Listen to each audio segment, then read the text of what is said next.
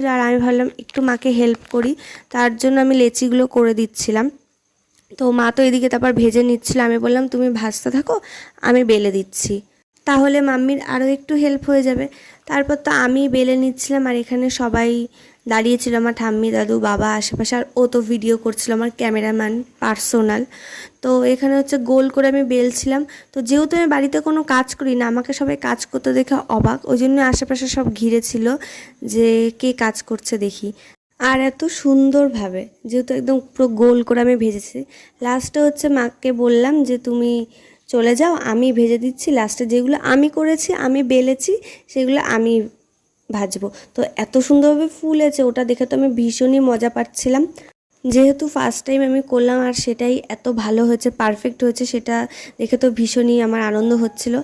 তারপর এদিকে মাম্মি ওর জন্য খাবার বেড়ে দিয়েছিল, আলুর পরোটার সাথে ছিল মাটন, স্যালাড, আর ছিল হচ্ছে মিষ্টি। তো তোমাদের তো ভিডিও দেখার ডান, এবার তোমাদের কাজটা ঝটপট করে ফেলো, লাইক কমেন্ট শেয়ার করে দিও। টাটা।